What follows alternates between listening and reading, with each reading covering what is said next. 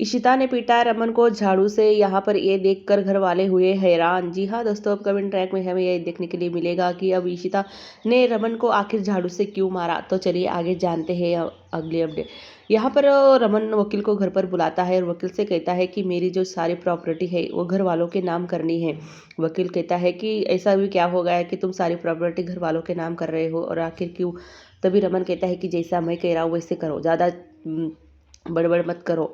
वकील कहता है कि रमन, एक बार मुझे तो बता दो कि क्या हुआ है और तुम इतनी जल्दी ये डिसीजन क्यों ले रहे हो। रमन कहता है कि आजकल किसी का भरोसा नहीं होता, इसलिए मैं सारी प्रॉपर्टी मेरे परिवार के नाम करना चाहता हूँ, और खास कर इशिता के नाम मेरी कंपनी, और तुम सबकी साइन ले लेना। पेपर सारे तैयार हो चुके हैं ना। वकील कहता है कि हाँ सारे हो चुके हैं। तभी वहाँ पर रिंकी आती है। अम, अ, तभी यहाँ पर रमन उससे कहता है कि तुम यहाँ पर साइन कर दो बेटा। तभी रिंकी कहती है कि हाँ मैं साइन कर देती हूँ, पर वकील उससे कहता है कि रिंकी तुमने एक बार पेपर पढ़ लेना चाहिए थे। रिंकी कहती है कि नहीं मुझे बहुत जल्दी है और मैं मिहिर का डब्बा लेने आई हूँ टिफिन। तभी वकील कहता है कि तो पागल हो चुका है, पूरा पागल, अपनी सारी प्रॉपर्टी घर वालों के नाम कर रहा है बिना कुछ सोचे समझे। तभी वो घर वाला रिंकी चली जाती है और घर की जो नौकरन होती है उसे भी रमन बुलाता है। तभी वकील कहता है कि इसे क्यों बुलाया। तभी रमन कहता है कि भाई ये भी तो हमारे घर का हिस्सा है, इतने सालों से काम कर रही है, इसकी भी तो कोई। तभी यहाँ पर घर की जो नौकरन होती है वो साइन कर देती है। तब पेपर वाला आता है, पेपर के साथ रमन उसे कुछ एक लिफाफा देता है और कहता है कि जाओ बेटा ये लेकर जाओ। अखबार वाला आता है। तभी वकील रमन से कहता है कि मुझे बहुत जल्दी है, मैं जा रहा हूँ। तभी रमन कहता है कि किसी को मत बताना कि मैंने ये सब कुछ किया है।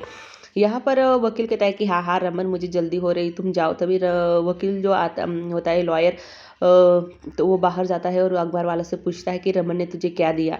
यह वकील देखकर काफ़ी हैरान हो जाता है कि रमन ये सब कुछ इसलिए कर रहा है। तभी वो जल्दी जल्दी सोचता है और कहता है कि मुझे ये सब कुछ इशिता भाभी को बताना होगा कि रमन ऐसा कर रहा है। इशिता अपने अस्पताल में होती है और पेशेंट चेक कर रही होती है। तभी वहाँ पर वकील आता है और कहता है कि इशिता भाभी आपसे बहुत ज़रूरी बात करनी है। तभी इशिता कहती है कि क्या हुआ, तुम इतनी ज़रूरी बात करने के लिए यहाँ तक आए। तभी वो कहता है कि रमन भैया पूरे पागल हो चुके हैं और वो कुछ भी कर रहे हैं। तभी यहाँ पर इशिता कहती है कि ऐसा क्या हुआ। तभी यहाँ पर वकील कहता है कि भाभी मैं रमन भैया ने मुझे आज बुलाया था घर पर, और वो सारी प्रॉपर्टी परिवार के नाम और तुम्हारे नाम कंपनी कर रहा है। और आपको पता है सबसे बड़ी बात, वो तो अखबार वालों को अपना वो लिफाफा भी दे चुका है कि वो मरने वाला है 2 महीने के अंदर, और उसकी जो मरने की फ़ोटो भी दी है साथ में और डेट भी दी है। तो इशिता कहती है कि क्या, ऐसा क्यों कर रहे हैं। पर रमन रमन का पूरा दिमाग खराब हो चुका है, उसका दिमाग मुझे ठिकाने पर लाना ही होगा। इशिता ऐसे कहती है और कहती है कि उसे कुछ भी नहीं हुआ, सीधा सा थोड़ा सा नॉर्मल सर्दी खांसी हुई है, और वो इतनी बड़ी नौटंकी कर रहा है, उसकी नौटंकी मैं आज घर जाकर ज़रूर उतारूंगी। और इशिता कहती है कि वो पूरे पागल हो चुके हैं और तुम उसकी बात पे ध्यान मत देना, और ये कागज़ दिए हैं ना पेपर बनवाने के लिए, ये भी रत कहीं आप देना मत, और तुम संभाल के रखना, और उसे बताना मत कि तुम मेरे पास आए थे। तभी इशिता कहती है कि अब रमन का दिमाग मुझे ठिकाने लाना ही होगा। कब से मैं कह रही उसे कि सर्दी खांसी है नॉर्मल, फिर भी वो मेरी बात नहीं सुन रहा। दूसरी तरफ रमन यहाँ पर घर पे सबको बुलाता है, आ, अपने पापा को और इशिता के पापा को, इशिता की जीजू को और रोमी सबको, मिहिर को, और कहता है कि आज हम पार्टी करेंगे, घर पर मौज करेंगे। और यहाँ पर सब पूछते हैं रमन से कि ये पार्टी क्यों है, पर आखिर क्या बात है कि क्या खुशी है। रमन कहता है कि जी लेना चाहिए आदमी को, क्या भरोसा कब इस दुनिया से पुचक जाए।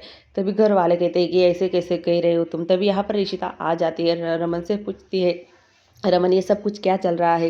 रमन कहता है कि क्या चल रहा है, पार्टी चल रही है और क्या चल रहा है।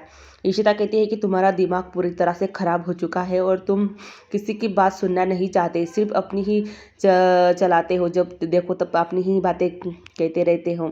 इशिता के जो ससुर होते हैं वो कहते हैं कि क्या हुआ बेटा इशिता, तुम ऐसे क्यों कह रही हो। तभी इशिता कहती है कि पापा जी आपको पता भी है ये रमन क्या कर रहा है, अपनी सारी प्रॉपर्टी घर वालों के नाम और मेरे नाम कर रहा है।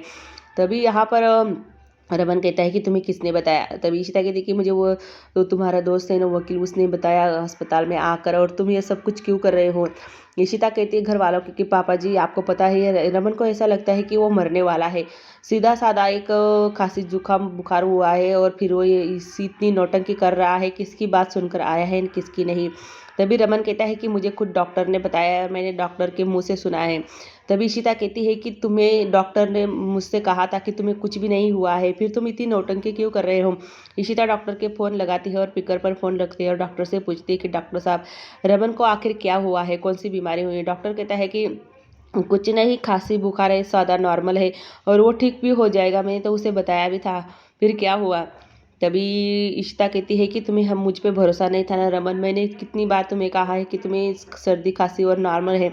इशिता वहाँ से गुस्सा होकर किचन में चली जाती है। रमन उसके पीछे पीछे आता है और कहता है कि सॉरी इशिता, मैंने तुम्हारी बात नहीं मानी और मैंने एक गलतफहमी की वजह से इतनी सारा डिसीजन ले लिया है। और इशिता कहती है कि नहीं, पति पत्नी में ऐसी बात होनी चाहिए कि कोई बात छुपनी नहीं चाहिए, और आपने कितनी बात मुझसे छुपाई है।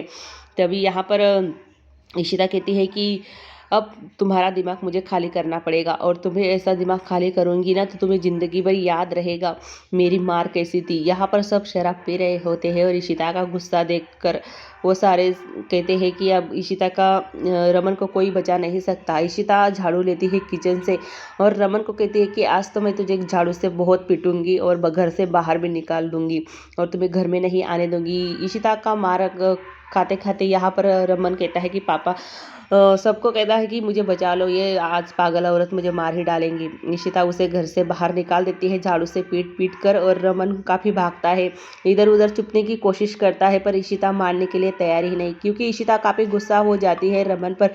रमन ने की है ऐसी हरकत, इसी वजह से इशिता काफ़ी गुस्सा हो चुकी है और घर से बाहर उसे निकाल देती है और कहती है कि आज के बाद तू घर में मत आना। और फिर सब घर वालों को तंग करता रहता है दिन भर, एक करता है वो करता है और मरने मरने की बातें करता रहता है रमन। यहाँ पर रमन को घर से बाहर जो अपार्टमेंट के लोग होते हैं वो भी रमन की तरफ देखते हैं कि उसकी बीवी उसकी पिटाई कर रही है, और घर से बाहर सब लोग ऋषिता को रोकने की कोशिश करते हैं, पर ऋषिता मानने के लिए तैयार ही नहीं और उसे घर से बाहर निकाल देती है। कहती है कि यही जगह है आपकी, जाओ अब, कहाँ पर तुम्हें जहाँ जाना होगा वहाँ पर जाओ। आने जाने वाले लोग इशिता की तरफ और रमन की तरफ देखते हैं। रमन कहता है कि देखो सब लोग देख रहे हैं। तभी इशिता कहती है कि देखने दो, सबको भी पता चलना चाहिए कि तुम्हारी करामत, तुम क्या क्या करते रहते हो दिन भर घर में, जब देखो तब मरने मारने की बातें करते रहते हो और घर वालों को भी परेशान करके रखा है इस आदमी ने। रोमी से कहता है कि रोमी तुम्हारी भाभी को रोको, नहीं तो ये मुझे मार ही डालेगी, आज ही मार डालेगी। भाभी आप मुझे मार रही हो। यहाँ पर रोमी को भी 2-3 झाड़ू तो लग ही जाते हैं। रोमी कहता है कि भैया मुझे तो आपकी लड़ाई में नहीं पड़ना, क्योंकि भाभी ने तो मुझे भी मारा है झाड़ू से। तभी इशिता के रमन के पापा जी भी इशिता को कहते हैं कि इसे बहुत पीटो बहू इशिता। तभी इशिता कहती है कि आज के बाद मैं तुम्हें घर में कभी वापस नहीं लूँगी, और वो सबसे कहती है कि आप घर में चलो और रमन को बाहर रहने दो। सबको कहती है कि देखो तुमने ये जो हरकत की है ना वो मार खाने की नहीं, मारने की लायक है। और रमन माफ़ी मांगता है इशिता से कि इशिता मुझे माफ़ कर दो, इसके बाद मैं ऐसा नहीं करूँगा, सब कुछ तुम्हें बताऊँगा। और यहाँ पर मिहिर को भी कहती है कि तुम्हें अंदर जाना है या नहीं। मिहिर, सब लोग घर में चलो और इसे बाहर रहने दो। और घर के लोग सारे हंस रहे होते हैं इस हरकत को देखकर। गीता कहती है कि जब देखो तब कितने दिन से ये इसने मुझे परेशान करके रखा है, कितने दिन मैं इसे समझाती रही कि तुम्हें नॉर्मल सर्दी खांसी है, फिर भी ये समझने के लिए तैयार ही नहीं है। घर वालों को परेशान करके रखा है, घर में पार्टी बिरटी सब कुछ चल रही है, और मुझे तो बहुत परेशान करके रखा है रमन तुमने, आज तो मैं हद ही पार हो गई है। तो यहाँ पर इशिता कहती है कि तुम बाहर ही रहना, तुम्हें यही सज़ा मिलेगी। और सबको कहती है कि तुम सब अंदर चलो मेरे साथ, इसे मत लाना घर में, यहाँ पर ये बाहर ही रहेगा, आज रात पूरी इसे यही शिक्षा मिलेगी। रमन कहता है पर इशिता मैं तुमसे माफ़ी मांग रहा हूँ ना, मुझे माफ़ कर दो, मुझसे गलती हो गई। इशिता कहती है कि नहीं, मैं तुम्हें माफ़ नहीं करने वाली। और सबको इशिता अंदर बुला लेती है। रोमी को कहती है कि तुम्हें अलग से न्योता देना पड़ेगा क्या घर में आने का। तभी रोमी सबको बुला लेती है घर में, और यहाँ पर सब लोग रमन की तरफ देख रहे होते हैं। रमन कहते हैं कि यहाँ पर क्या तमाशा चल रहा है क्या, निकलो यहाँ से, एक आदमी बीबी का मार खा रहा है और तुम लोगों को कुछ शर्म नहीं आती, ऐसे खड़े खड़े यहाँ पर देख रहे हो।